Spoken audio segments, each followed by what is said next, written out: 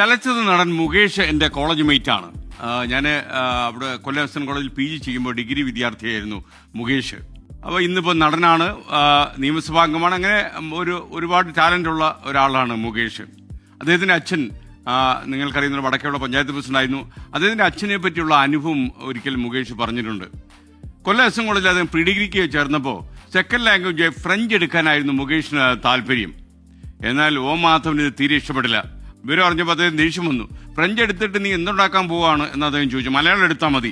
അച്ഛൻ കട്ടായം പറഞ്ഞു. അപ്പം മുകേഷ് വളരെ ഭയത്തോടെ പറഞ്ഞു, മലയാളം എടുത്താൽ ഞാൻ തോറ്റുപോകും. ജയിക്കും വരെയല്ലേ തോക്കുള്ളൂ. കൂടുതൽ തവണ പഠിച്ചാൽ കൂടുതൽ നല്ലതാവും എന്ന് കട്ടായം പറഞ്ഞു അച്ഛൻ. ഇത്രയൊക്കെ പറഞ്ഞിട്ടും മനമാറ്റം ഉണ്ടാകാത്ത മുകേഷിനെ മലയാളത്തിലേക്ക് മാറ്റാൻ നേരിട്ട് SN കോളേജിൽ ചെന്നു മാധവൻ. പ്രിൻസിപ്പലിന്റെ മുറി കയറിയിരുന്നു. എന്നിട്ട് മകനെ വിളിപ്പിച്ചു. നിർബന്ധിതമായി അപേക്ഷ എഴുതിച്ച് അദ്ദേഹം അന്ന് മുകേഷിനെ മലയാളത്തിലേക്ക് മാറ്റിച്ചു.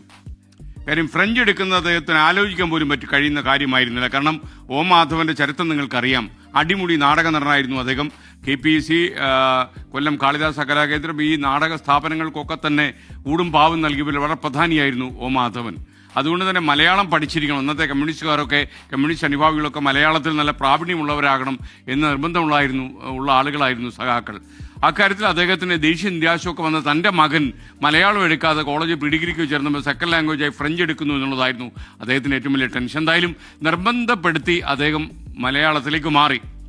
പിന്നീട് സിനിമാ ലൊക്കേഷനൊക്കെ ചെന്നപ്പോഴാണ് ഡയലോഗുകളൊന്ന് മാറ്റാനും തിരിക്കാനും തിരക്കഥയിലൊക്കെ ചില മാറ്റങ്ങൾ വരുത്താൻ ഇങ്ങനെ ചെയ്തുകൂടി എന്ന് ചോദിക്കാനുമൊക്കെ അദ്ദേഹത്തിന് പ്രേരകമായത് ഈ മലയാളത്തിലേക്കുള്ള മാറ്റമാണ്. അല്ലെങ്കിൽ ഫ്രഞ്ച് പഠിച്ചിരുന്നെങ്കിൽ മലയാളം മനസ്സിലാകത്തുമില്ല. ഈ പറയുന്ന വാക്കിൻ്റെ അർത്ഥം എന്താണെന്ന് പോലും മനസ്സിലാകാത്ത ചിലപ്പോഴൊക്കെ തന്നെ തിരക്കഥയിൽ സംഭാഷണങ്ങൾ പറയേണ്ടി വരുന്ന സാഹചര്യവും ഉണ്ടായേനെ.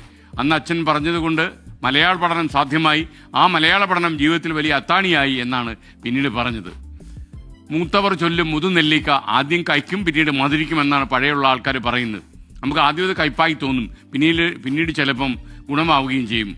അനുഭവങ്ങളുടെ വെളിച്ചത്തിലായിരിക്കും പ്രായമുള്ള ആളുകൾ നമ്മോട് ചിലത് പറയുക. അതിൽ പതിരുണ്ടാകാനുള്ള സാധ്യത വളരെ കുറവാണ്. പതിരുണ്ടെങ്കിൽ നിങ്ങൾക്ക് തള്ളാം, പക്ഷേ പരമാവധി അത് ഉൾക്കൊള്ളാൻ നമുക്ക് ശ്രമം ഉണ്ടാകണം. അപ്പം മുകേഷിൻ്റെ അച്ഛൻ്റെ ഈ അനുഭവം, അല്ലെങ്കിൽ മുകേഷിൻ്റെ ഈ അനുഭവം ഓർത്ത് നമുക്കൊരു ചിന്ത വയ്ക്കാം. മൂത്തവർ ചൊല്ലും മുതുനെല്ലിക്ക ആദ്യം കയ്ക്കും പിന്നീട് മധുരിക്കും.